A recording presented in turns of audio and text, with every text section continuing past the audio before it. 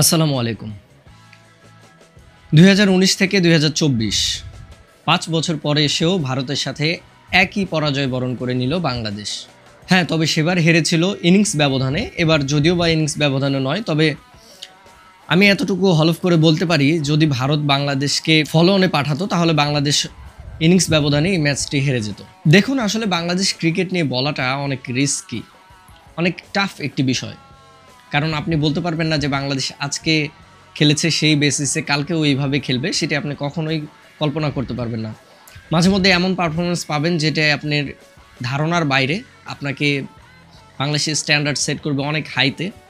আবার মাঝে মধ্যে এ ধরনের পারফরমেন্স হবে। পাকিস্তানের পর হয়তোবা আনপ্রেডিক্টেবল কোনো টিম যদি হয়ে থাকে, সেটি বাংলাদেশকে আপনারা বলতে পারেন।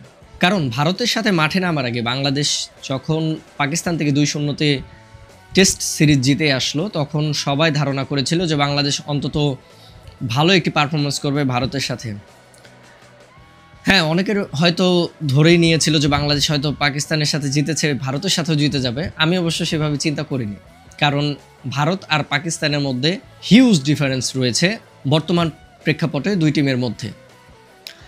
আর ভারত, আপনারা সবাই জানেন যে ১ নাম্বার টেস্ট টিম, তার মধ্যে ভারত নিজেদের মাটিতে খেলছে, যেখানে ভারত গত ১০ বছর থেকে কোনো সিরিজ হারেনি তাদের নিজের দেশে, নিজের মাটিতে। সো সেখানে এসে বাংলাদেশ জিতে যাবে আপনি এভাবে আশা করবেন, এটি আসলে আকাশকুসুম কল্পনা হিসেবে আমার কাছে বিবেচিত।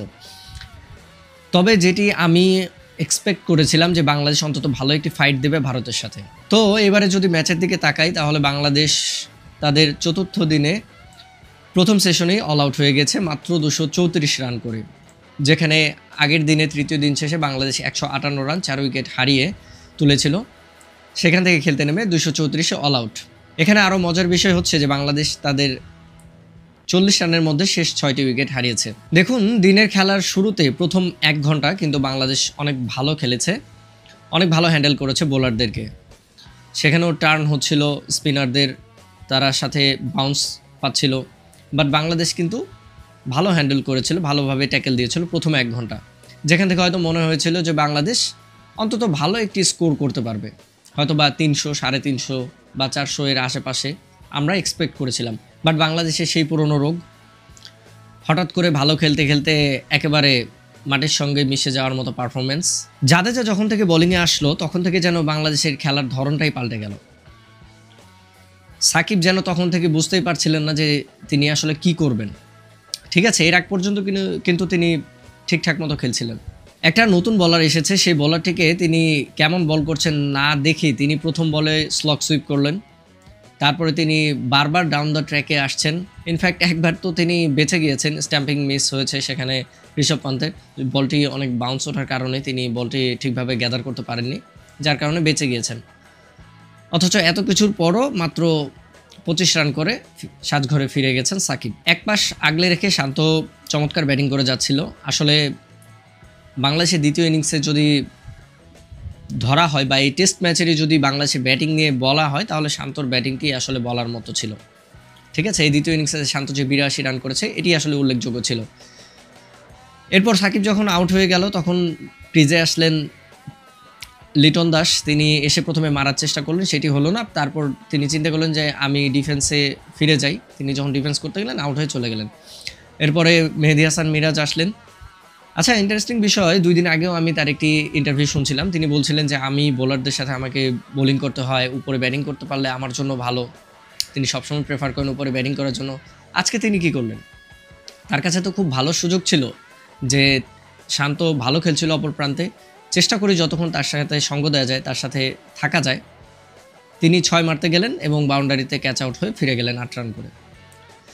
আসলে বাংলাদেশের ব্যাটসম্যানদের মাইন্ডটা বোঝাই বড় একটি দুষ্কর। ঠিক আছে, আপনি বুঝতে পারবেন না যে ব্যাটসম্যানদের মাথায় কি চলছে। তো ফলাফল যেটি হওয়ার সেটি হয়েছে। বাংলাদেশ তাদের ব্যর্থতার ১৬ কলা পূর্ণ করে ২৮০ রানের বিশাল ব্যবধানে পরাজয় বরণ করে নিয়েছে ভারতের সাথে। বোলারদের দিকে যদি আসি, তাহলে আশ্বিন নিয়েছেন ৬টি এবং জাদেজা নিয়েছেন ৩টি উইকেট। অপর একটি উইকেট নিয়েছিলেন জাসপ্রীত বুমরা। এই তো ছিল বাংলাদেশের প্রথম টেস্ট ম্যাচের ফলাফল।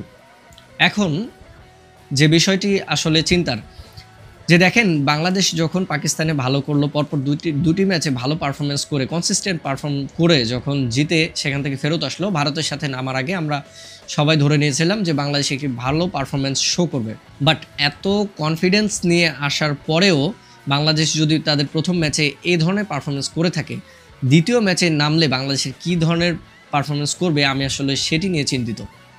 ঠিক আছে, কারণ যখন আপনি ফুল কনফিডেন্সে আছেন, আপনি যখন ভালো খেলেছেন, ব্যাক অফ দ্য মাইন্ডে আপনার এটি কাজ করছে, সেটি নিয়ে না মাঠে নামার পর আপনার পারফরমেন্স এরকম হবে। সো এইভাবে পরাজয়ের পর আপনি দ্বিতীয় ম্যাচে কোন মাইন্ডসেট আপনি নামবেন সেটি নিয়ে আমি আসলে সন্দিহান। সো দেখার বিষয় এখন দ্বিতীয় ম্যাচে বাংলাদেশের অ্যাপ্রোচটা কেমন থাকে, তারা কি ভালো কোনো পারফরমেন্স শো করতে পারে কিনা, এটি এখন সবচেয়ে বড় কনসার্নের জায়গা।